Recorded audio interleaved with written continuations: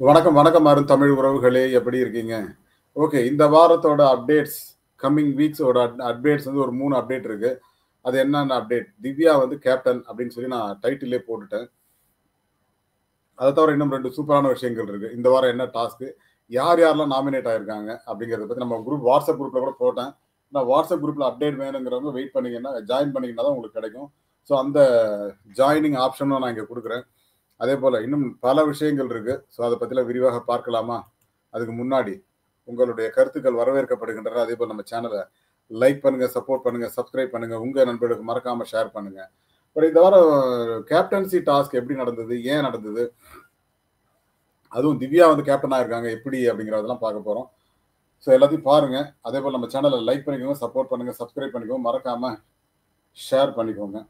So Divya வந்து எப்படி captain ஆனாங்க? ஏன் கேப்டன் ஆனாங்க அப்படின்னா, திவ்யாவுக்கு வந்து 3 ஆப்ஷன். அது பிரவீன் ராஜ், இவங்க, திவ்யா இன்னொருத்தர்.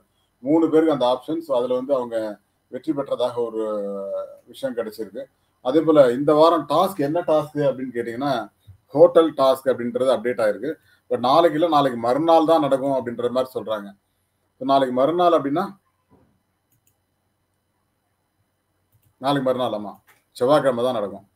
அது ஒரு பக்கம் நடந்துட்டு இருக்குங்க. இன்னொரு பக்கம் வந்து 3வது அப்டேட் என்ன அப்படின்னு கேட்டீங்கன்னா, கனி, அரோரா, சுபிக்ஷா, கேப்டனான திவ்யா கணேஷ்.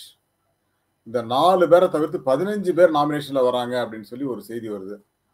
அதாவது கனி, அரோரா, சுபிக்ஷா, திவ்யா கணேஷ்.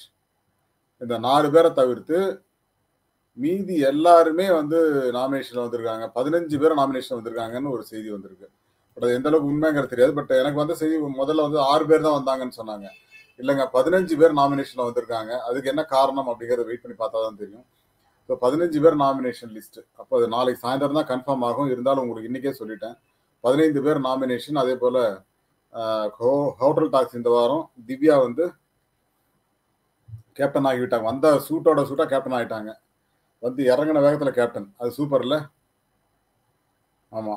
செமையா இருந்தது. அது சூப்பரா இருந்தது. அதுக்கு ஒரு வாய்ப்பு கிடைக்கணும் இல்லையா? அந்த வாய்ப்பு கிடைச்சத அவங்க யூட்டிலைஸ் பண்ணிக்கிட்டாங்கன்னு நினைக்கிறேன். ஸோ தெறிக்க விட்டுருக்காங்க. அதே போல கழுவி கழுவி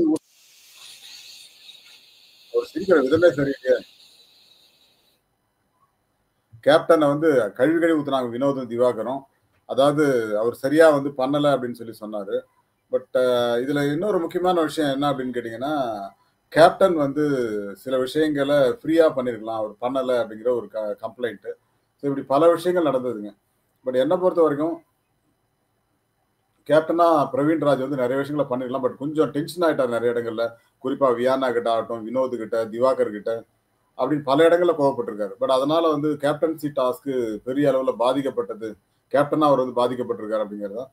கேப்டனா அவர் சரியா பண்ணலங்கிற ஒரு பேர் எடுத்திருக்காரு. மிலிட்டரி அப்படின்னு சொல்லி அட்டென்ஷன் ஸ்டாண்டர்ட் அப்படின்னா போதுமா?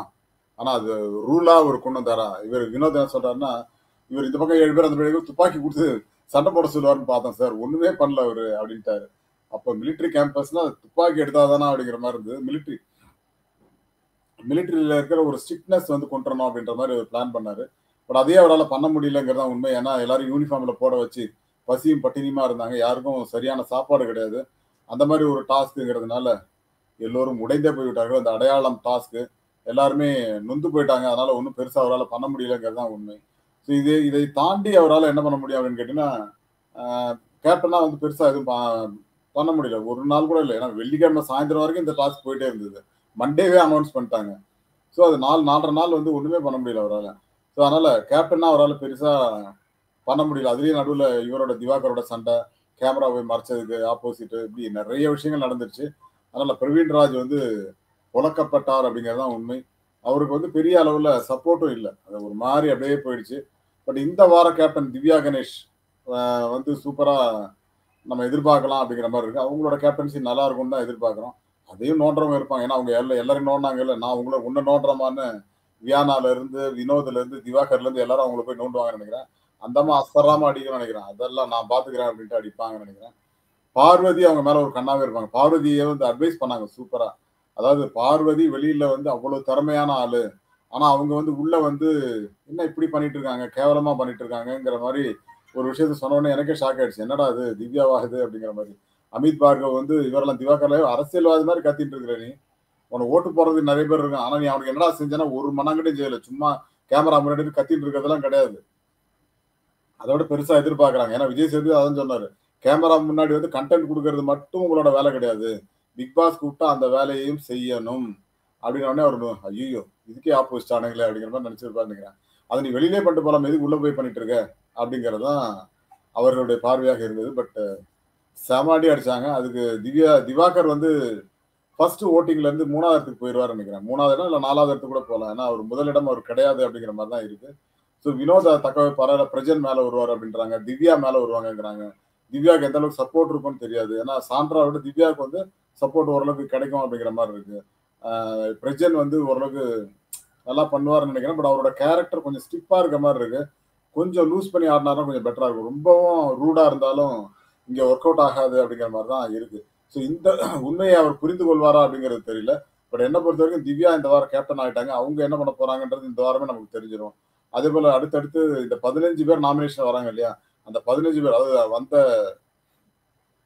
5 பேரையும் பண்ணியிருப்பாங்கன்னு நினைக்கிறேன் எனக்கு தெரிஞ்சு.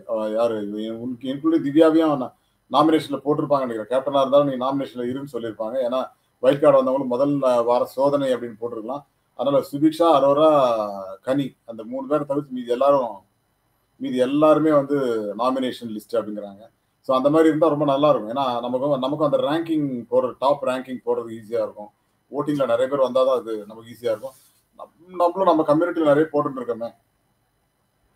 அதுலேருந்து வர லிஸ்ட் தான் நம்ம வந்து டாப் 10லாம் எடுக்கிறோம். நீங்கள் தெரிஞ்சிருக்கோம்னு நினைக்கிறேன் உங்களுக்கு நான் என்ன மாதிரி போட்டிருக்கேன்னு சொல்லிட்டு. ஸோ அது மாதிரி நிறைய விஷயங்களை அனலைஸ் பண்ணிட்டு இருக்கோங்க. பட் என்னை பொறுத்த வரைக்கும் பிக் பாஸ் தமிழ் சீசன் 9 வந்து போர் அடிக்குது அப்படின்னு சொல்றவங்க இதே பார்க்க வேண்டாம். ஏன்னா நிறைய கத்துறாங்க, கண்டென்ட் இருக்கு, கண்டிப்பா இருக்குங்க. அதாவது நீங்க போர் அடிக்குது அப்படின்ற மாதிரி எந்த இடத்துலயுமே இல்ல. நீங்க எபிசோடே பாத்தீங்கன்னா சண்டை வந்து ஒரு 10-15 நிமிஷம் இருக்குதான் செய்யுது.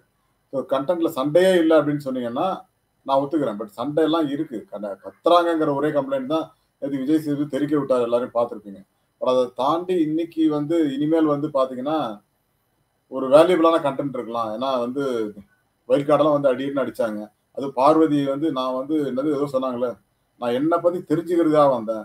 உண்மையா இருக்கேன் அப்படின்னு சொன்னாங்க. உண்மையா இருக்கீங்களா? ஐயோ இதான் உங்களோட உண்மையா முகமா அப்படின்ட்டு கிழிச்சாங்க பாருங்க சாண்ட்ரா. பார்வதி வந்து போயிருப்பாங்க. என்னம்மா அது இப்படி பண்றீங்களேம்மா அப்படின்ட்டு. அதே போல திவ்யா வந்து எல்லாரையும் அடிச்சாங்க. அம்மா அடிச்சியா சொல்லி அடிங்கம்மா, சொல்லிட்டு அடிங்கம்மா, ஏம்மா இப்படி பண்றீங்கிற மாதிரி தான் இருந்தது. ஸோ எல்லாருமே வந்து ஒரு விதமான பதட்டத்துல தான் இருக்காங்க அப்படிங்கிறத பார்க்க முடியுது. பட் என்ன என்ன விஷயம் அப்படின்னா இதை தாண்டி இன்னொரு விஷயமும் இருக்கு.